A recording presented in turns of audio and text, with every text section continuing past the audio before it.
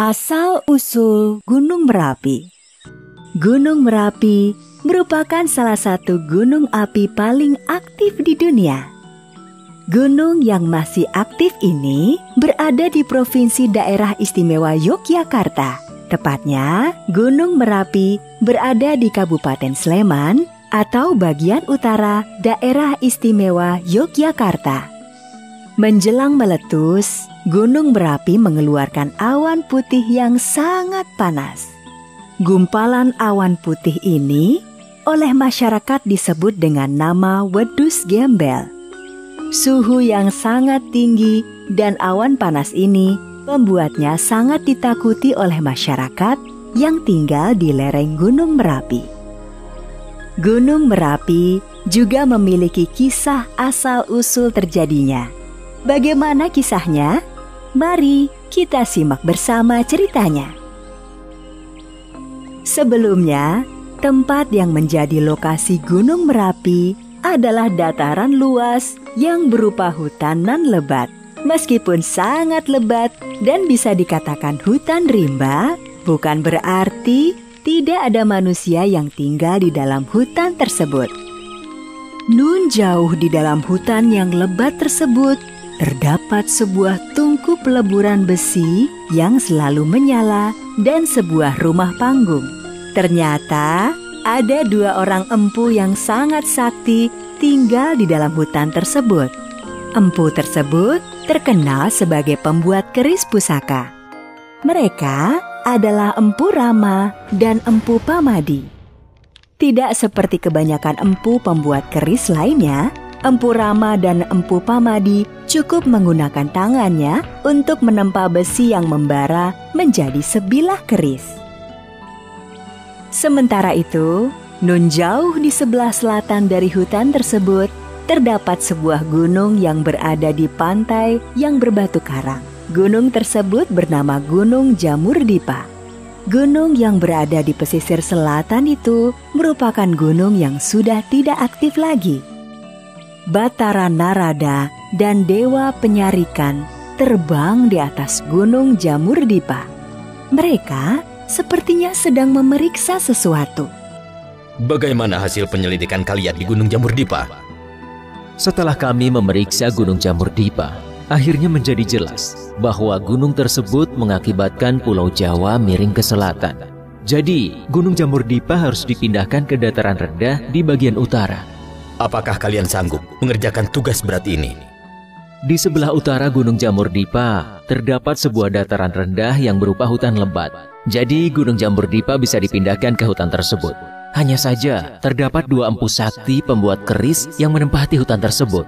Kalau begitu, aku memerintahkan kepada kalian berdua, Batara Narada dan Dewa Penyarikan, untuk memerintahkan kedua empu itu segera pindah.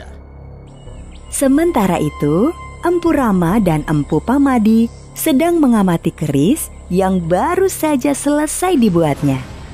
Kemudian, Batara Narada dan Dewa Penyarikan turun dari langit menemui mereka. Wahai Empu Rama dan Empu Pamadi, kesaktian kalian terdengar hingga Kayangan. Batara Guru sangat mengagumi kalian berdua. Wahai Batara Narada dan Dewa Penyarikan, kami ucapkan terima kasih untuk sanjungannya yang sebenarnya belum pantas kami dapatkan. Kalau kami boleh tahu, apa yang membuat dewa hingga turun Kayangan menuju kemari? Jadi begini, jauh di sebelah selatan sana, di pesisir laut, terdapat Gunung Jamur Dipa. Dan keberadaan gunung tersebut membuat Pulau Jawa miring ke selatan. Nah, agar Pulau Jawa tidak semakin miring, maka Gunung Jamur Dipa harus dipindahkan ke bagian tengah Pulau Jawa yang rendah. Dan hutan ini adalah tempat yang tepat untuk memindahkan Gunung Jamur Dipa. Batara Guru memerintahkan kedua empu yang sakti ini agar segera pindah dari hutan ini, atau Pulau Jawa akan semakin miring. Maafkan kami tidak bisa pindah dari hutan ini. Jika kami pindah, maka keris yang kami buat akan turun kualitasnya. Hanya hutan ini yang bisa membuat keris kami memiliki kualitas yang baik. Lagi pula, masih banyak tempat datar di Pulau Jawa ini selain hutan ini. Tapi hanya hutan inilah tempat yang tepat untuk memindahkan Gunung Jamur Dipa. Batara Narada dan Dewa Penyarikan berusaha keras meyakinkan Empu Rama dan Empu Pamadi agar pindah. Sedangkan Empu Rama dan Empu Pamadi bersikeras tidak mau pindah. Baiklah, jika memang kalian tidak mau pindah dari hutan ini, apa boleh buat? Kami akan memaksa kalian. Akhirnya, setelah gagal membujuk dengan baik-baik, Batara Narada dan Dewa Penyarikan memutuskan menggunakan cara kekerasan untuk memaksa kedua empu tersebut pindah. Empu Rama dan Empu Pamadi yang bersikeras untuk tidak mau pindah segera mengeluarkan keris mereka. Pertarungan pun tidak bisa dihindarkan. Batara Narada menghadapi Empu Rama, sedangkan Dewa Penyarikan bertarung menghadapi Empu Pamadi. Pertarungan sengit berlangsung hingga malam tiba dan terus berlanjut hingga keesokan harinya. Tidak ada tanda-tanda siapa yang akan menang dan siapa yang akan kalah. Empu Rama membenturkan kerisnya ke tongkat Batara Narada. Empu Pamadi membenturkan kerisnya ke tongkat Dewa Penyarikan. Tongkat Dewa Penyarikan hancur seketika.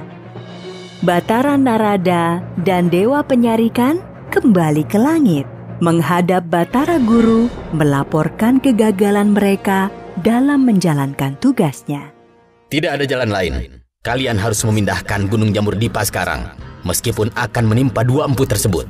Batara Narada dan Dewa Penyarikan akhirnya mengangkat Gunung Jamur Dipa dan membawa terbang menuju ke hutan tempat kedua empu sakti membuat keris. Tidak lama kemudian, Empu Rama dan Empu Pamadi melihat sebuah benda besar jatuh dari langit ke arah mereka. Gunung Jamur Dipa pun telah berpindah tempat. Namun, pada bagian puncak gunung muncul kawah dan mengeluarkan asap putih. Kedua empu sakti pembuat keris itu mati seketika tertimpa Gunung Jamur Dipa.